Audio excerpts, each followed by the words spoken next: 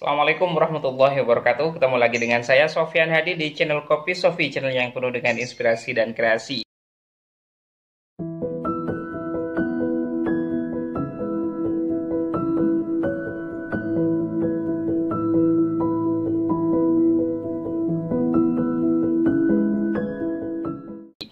Sudah lama sekali rasanya ya, mungkin sekitar 10 harian saya tidak posting, tidak update konten, karena memang rencana saya sebenarnya kemarin sudah mempersiapkan beberapa teknis melakukan penelusuran kembali jejak prasejarah megalitikum.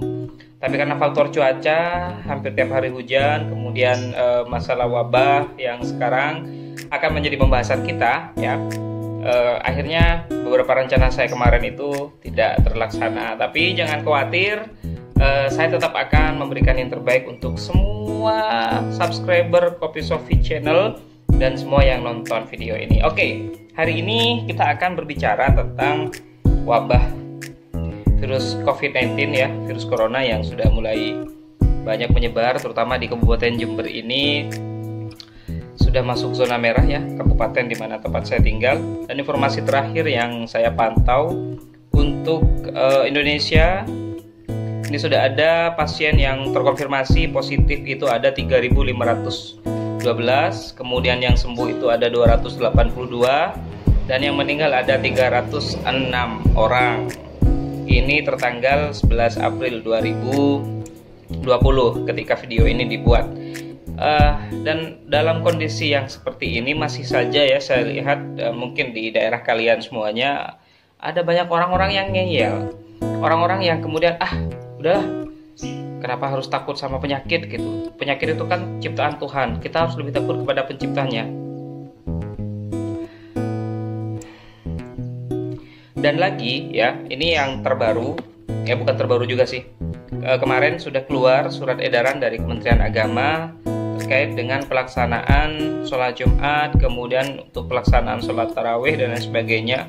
Keluar juga fatwa MUI, tausiah MUI yang menyatakan bahwa kita memang harus berhati-hati di dalam menghadapi virus corona ini. Jadi betul-betul menghindari keramaian-keramaian, perkumpulan termasuk dalam sholat jemaah. Nah, surat keputusan seperti ini dan fatwa MUI yang seperti ini itu pun masih dinilai negatif, dinilai seolah-olah kita menjauhkan diri dari Tuhan, kita menjauhkan diri dari agama. Tidak seperti itu kawan. Ini kondisinya beda. Kita benar-benar dalam kondisi darurat ya. Kita benar-benar dalam kondisi darurat sehingga ada saatnya memang dalam kondisi normal, misalnya untuk sholat Jumat nih ya, banyak yang keberatan. Kenapa sholat Jumat kita softnya jadi renggang? Karena tiap orang itu ya, karena kita ada physical distancing, itu jaraknya sekitar kurang lebih 1 meter.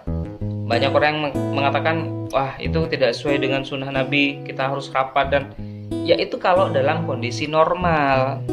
Kalau dalam kondisi normal kita ikuti itu memang sunnah Nabi. Tetapi kalau dalam kondisi seperti saat ini, kondisi wabah yang menyebar seperti ini tidak kita duga dan tidak kelihatan, ya kita memang harus ikuti aturan pemerintah dan ulama, karena memang mereka itu adalah orang-orang yang kompeten, mereka itu adalah orang-orang yang berpendidikan, mereka itu adalah orang-orang yang paham agama, sehingga mereka mengambil keputusan tidak serta-merta karena hanya berdasarkan mereka suka atau tidak, berdasarkan mereka itu lagi pengen atau tidak. Beda dengan kita menolak karena kita hanya karena keberatan saja, mungkin karena tidak suka saja. Berbeda dengan mereka yang sudah membuat segala sesuatunya, kebijakannya, peraturannya itu memang sudah sesuai dengan pertimbangan dan hasil musyawarah ulama dan pemerintah. Di MUI ada NU, ada Muhammadiyah, ada berbagai macam golongan agama, aliran-aliran agama, organisasi keagamaan yang semuanya sepakat. Nah, kita yang tinggal di desa atau di tempat-tempat yang jauh dari ulama misalnya, kok malah punya keputusan sendiri gitu, yang tentunya nanti kalau dipaksakan akan merugikan orang sekitarnya, terutama dirinya sendiri. Lantas bagaimana kita bersikap? Ya kita jalani apa yang sudah menjadi keputusan pemerintah. Kalaupun misalnya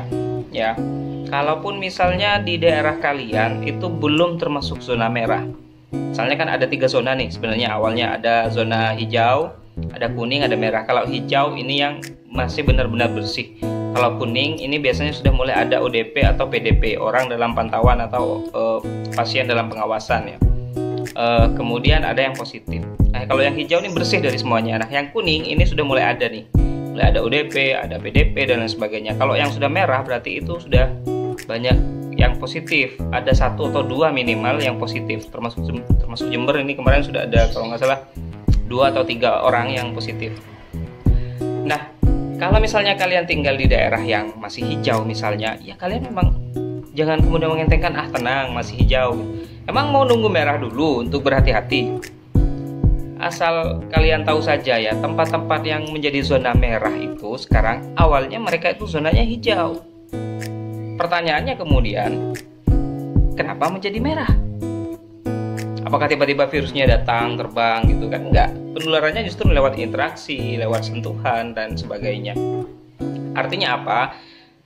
Kita harus waspada, harus bisa benar-benar mengikuti anjuran pemerintah, tim kesehatan, dan ulama tanpa harus menunggu kita dalam keadaan zona merah.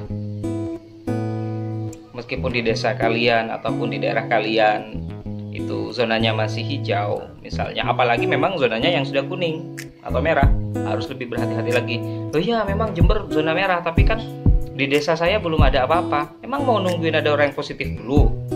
Mau nunggu ada korban dulu, mati dulu gitu, baru kemudian kita waspada? Bukan seperti itu. Ini kejadiannya ini sudah nyata, wabah ini sudah mendunia, bahkan untuk seluruh dunia nih ya.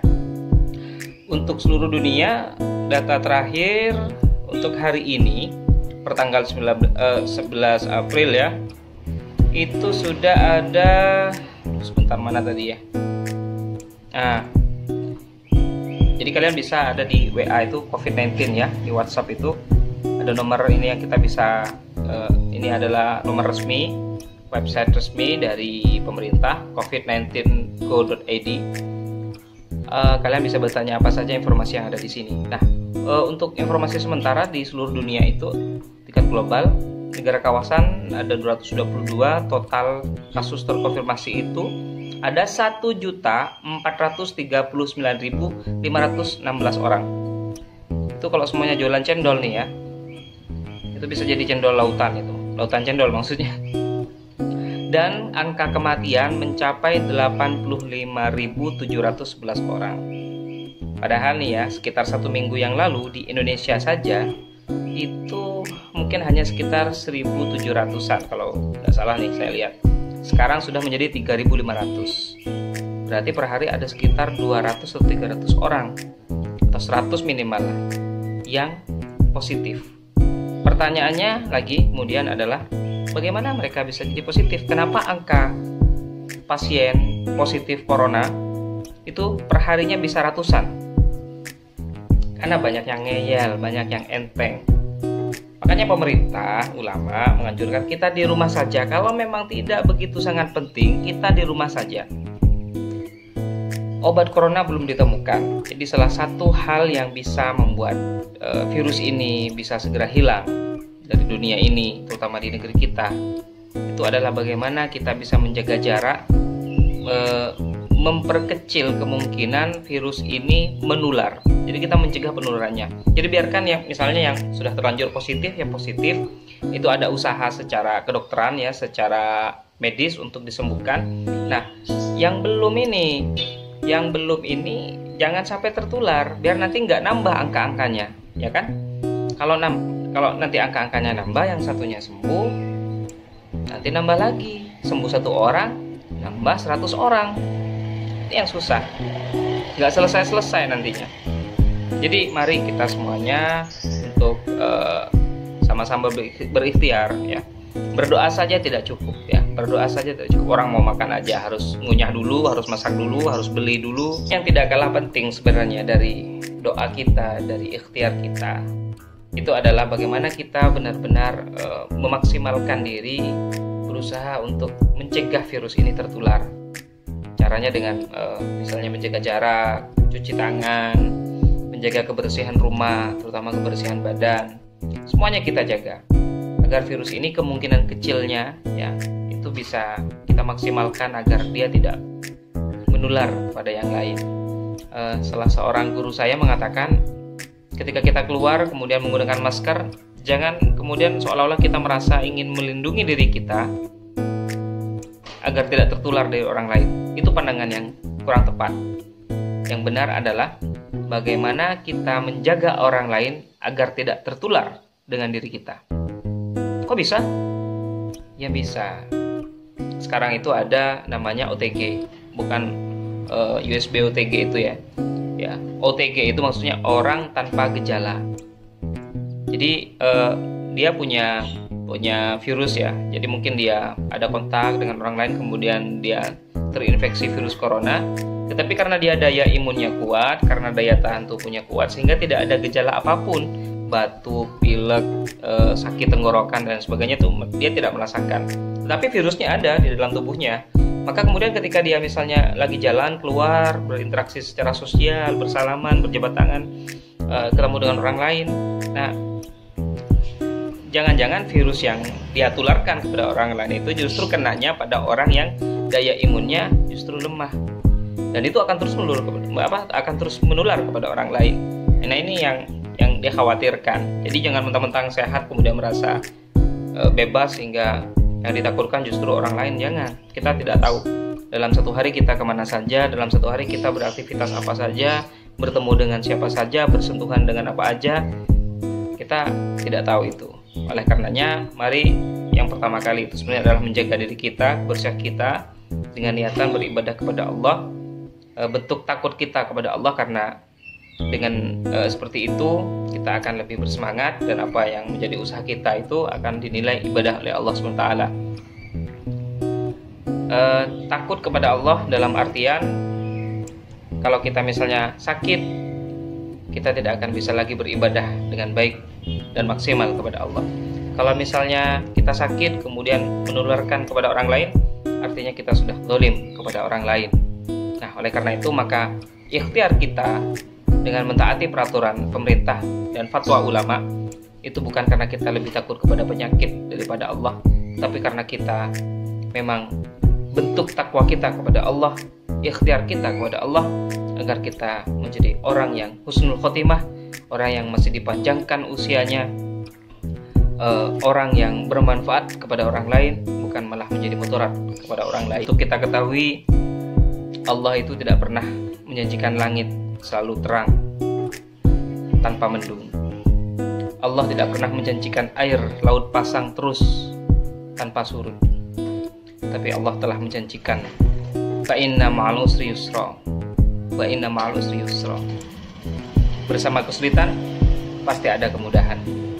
Bersama penyakit pasti ada obatnya. Bahkan bersama musibah sekalipun pasti ada berkah dan hikmahnya. Tetap di Kopi Sufi Channel yang penuh dengan inspirasi dan kreasi. Assalamualaikum warahmatullahi wabarakatuh.